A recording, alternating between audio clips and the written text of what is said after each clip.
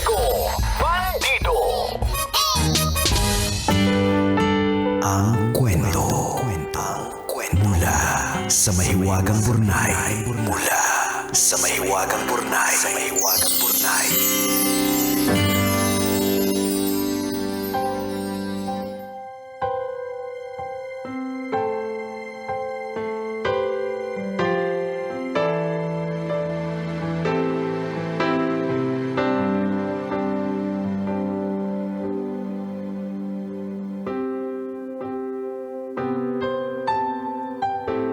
Dear kumikinang na tambalang Nicole Yala at Jeko Bandido.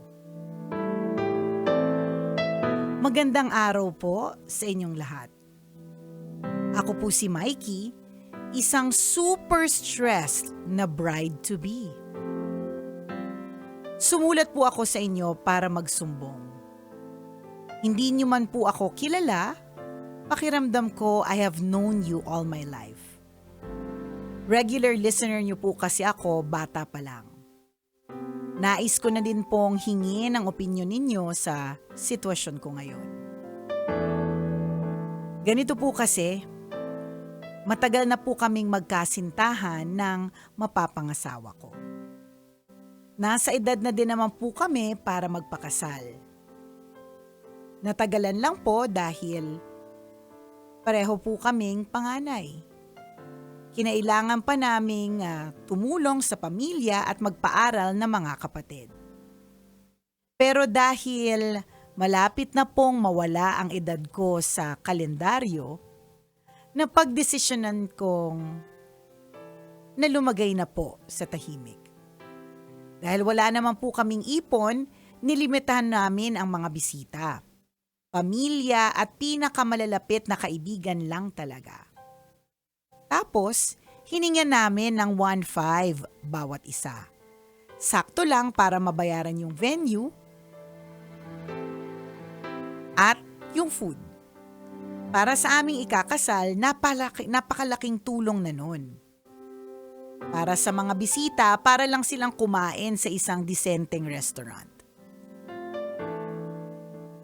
Hindi po namin inaasahan ang mga sumunod na eksena. Sa kasamaang palad, hindi po ito naging katanggap-tanggap sa lahat. May mga nagsabi pong ginawa daw naming negosyo ang kasal namin. May nagkomento na kung walang pera, wag na lang mag-imbita. May nagtatanong kung bakit may entrance fee daw ang kasal. May ilan pong nagsabing hindi na lang daw pupunta. Mas masakit po, may ilan na ginawa kaming topic sa group chat. Pinagtawanan, ginudge at hinusgahan kami ng malalapit naming kaibigan at kamag-anak.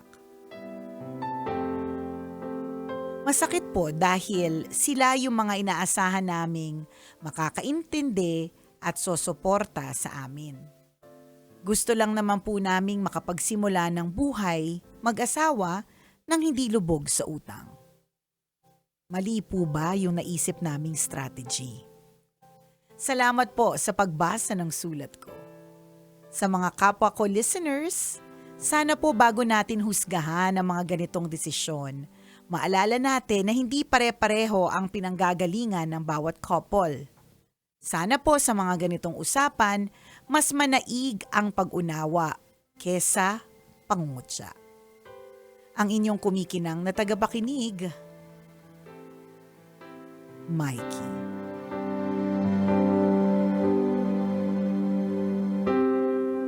Mikey, di ka sure? Mikey, may kililing ang lahat pagdating sa gastusan. Oh. Ang luma ng Mikey Liling. Ang luma ng Mikey Liling. Nakakaloka. Parang kaibigan niya ni si Mikey Liling, kaibigan siya ni Brenda. Damage. Sorry. Joke ng 80s.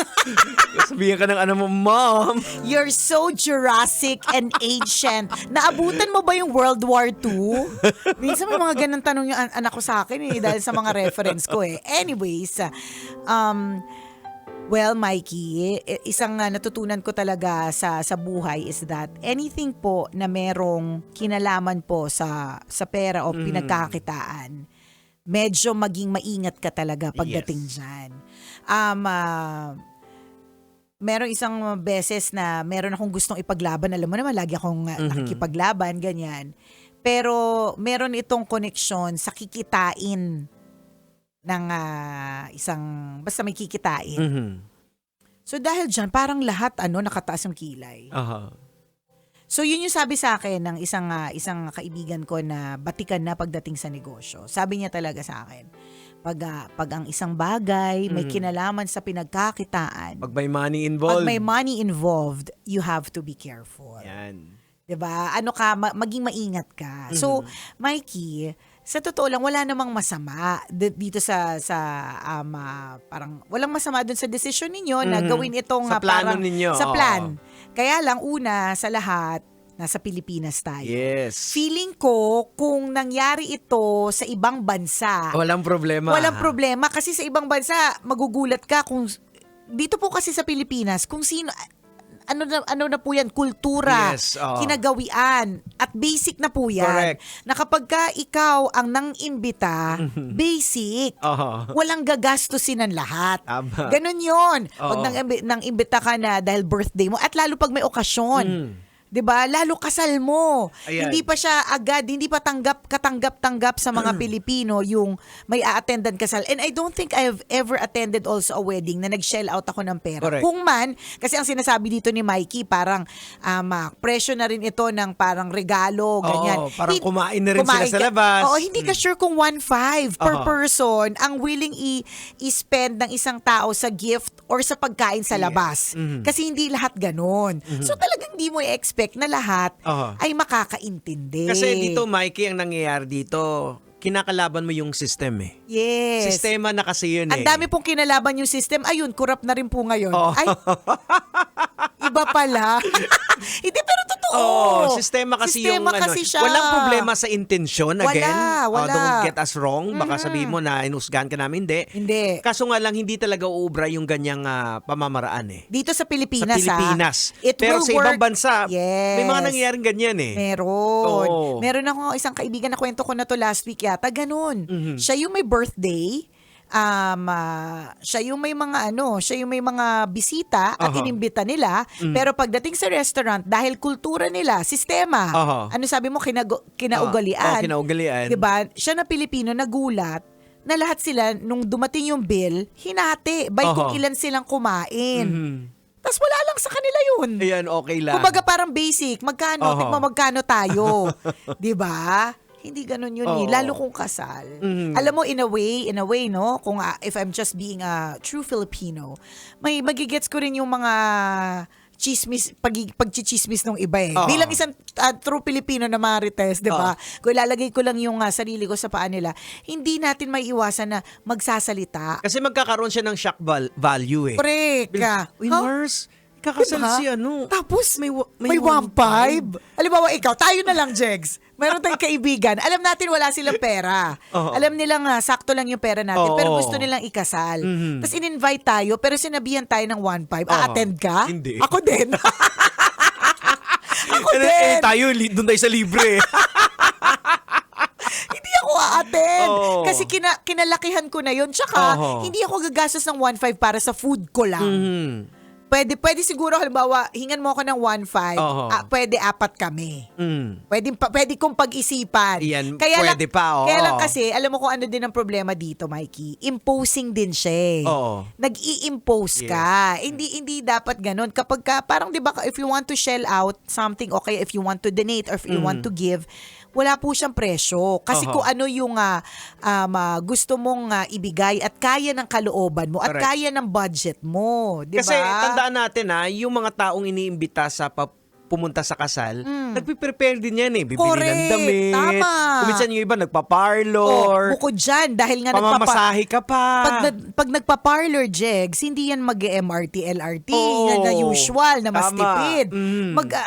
sasakay yan ng TNVS. Correct. O kaya sasakay ng Green GSM. Diba? In Oo. other words, hindi siya parang regular na gastos. Oo, na pumunta ka lang sa restaurant, minsan nakachinelas lang, okay lang. Hindi Walang ganun. Hindi siya eh. Siyempre, ilalabas pa nila yung yung damit nila. Tapos pagkita nila, gusot. Yung damit na yun na gusot, hindi basta-bastang mapaplansya. Kailangan Oo. ipa-steam. Oo. So may mga ganung kaakibat. Siyempre, they will prepare Oo. for your wedding eh. Meron pa yan yung ilalock in talaga nila yung date na yan. Tapos Tama. halimbawa, medyo nakalock in na sa'yo, may nag-invite sa kanila ng libre. Oh, So tapos diba? sa'yo pupunta, babayad ng wifi. Correct. Doon na lang sila sa libre, Oh, di ba? yung mga tipong ganun. So, marami kang maraming, tapos huhusgahan ka talaga din. Totoo. Kasi, yung nga, titingnan yung ano ba yung pamumuhay ninyo. Correct. Diba? Tapos, medyo hirap ka na nga sa buhay. Tama. Tapos, mag-aano ka pa ng ganitong klaseng kasal. Correct. Hindi mo maiiwasan Hindi yung mo- ganyang kwento. Aminin ko na ha, judge din kita eh. Oo. Kasi ang sa akin din, ang iisipin ko rin is that pwede sigurong baka kasi Jegs, baka sa amount din eh. 1.5 is too big. Oo. Baka siguro, kung halimbawang medyo mas mababa, tas yung alam mong ramdam mong gusto lang talaga nilang maitawid, tas gusto ko lang nila Oo. talagang makasama yung mga kaopisina nila o mga kaibigan at kamag-anak, 'di ba? Pero wag 1.5, parang willing Oo. ako 150. Pero dapat pinipresent, kahit 150 yan o 100, pinipresent pa rin yung idea. Sa tingin nyo, okay lang ba yung ganito? Yan, ganyan. Hindi yung, kakasal kami, magbibigay kayo ng ano.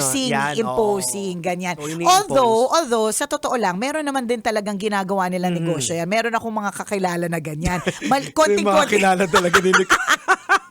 Yung mga kilala ko talaga, may mga Nagtitirahan, sayad. tapos kung ano-ano negosyo. Sa true. Ang negosyo niya, yan, hindi, ginawa niya negosyo talaga yung kasal niya. Parang nag-effort talaga siya na going as simple as possible. Pero hindi naman siya nanghingi sa mga di ba ang pangit pakinggan, manghihingi ako sa mga Correct. bisita. Oo. Hindi siya magandang pakinggan eh. Hindi siya nanghingi sa mga bisita, pero ang pinili niya ng mga ninong at ninang, yung alam niyang papaldo siya. Oo, yung magbibigay. So, talaga, totoo, dun sa dami ng ninong at ninang niya na, kunyari, kung nag-compute pa nga siya ng mga conservative amount. Hindi pa 5 digits, 4 digits lang. Kunyari lahat itong mga ninong at ninang magbigay ng tigwa 4 digits na amount. Mas malaki pa rin yung kikitain niya kesa dun sa ginastos niya. May mga ganon. Pero That's being practical, pero practical lang na. Oo. At totoo naman yun. Kung talaga nagtitipid ka, wala namang masama dun eh. Sa totoo lang, yun naman ang lagi nating sinasabi. Ang pinakamahalaga pa rin naman yung pag-alis ng lahat ng mga bisita eh. Kung paano kayong dalawa magdi-deal with each other, magla-love with each other unconditionally pag kinasal na kayo. Hindi na yung wedding mismo, yung ceremony. Pero hindi ka talaga kaka-attend ko lang ng wedding. Malulurky talaga ako. Parang, diba, kaka-attend ko lang ng wedding. Sinabihan ako, ikaw yung isa sa mga well-wishers or ikaw isa sa mga magbibigay ng mensahe. Walang problema. Pero pag ang sinabi niya sa akin, okay lang ba? Bibigay ka ng 1.5? Hindi. Hindi na lang. May iba na lang akong gagawin, di ba? So, kahit or baka kasi, ito din, isa ring consideration, Jegs. Baka kasi, yung mga in-invite mo, hindi mo rin masyadong ka-close.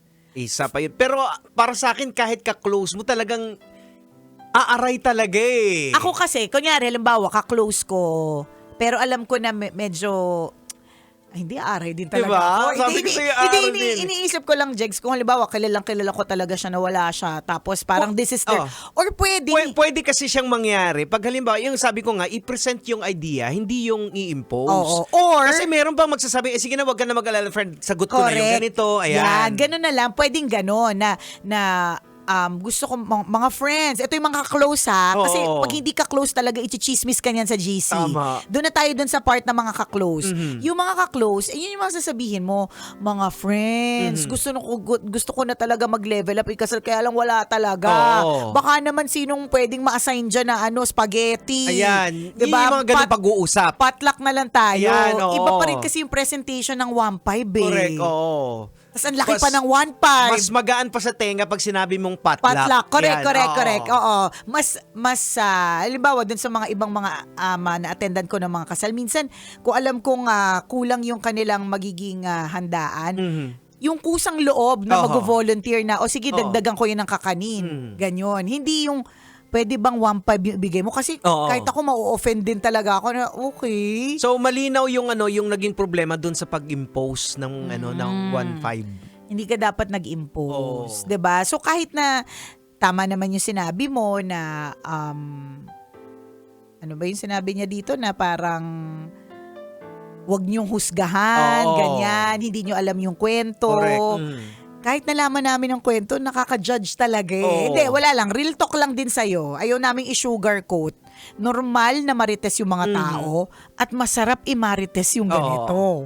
Imi-mix Yun talaga match mo kasi yung mga bagay-bagay eh. Ito yung means ninyo, tapos yung ways na gusto mong i-achieve, masyadong mataas. So, parang hindi Hindi tatama.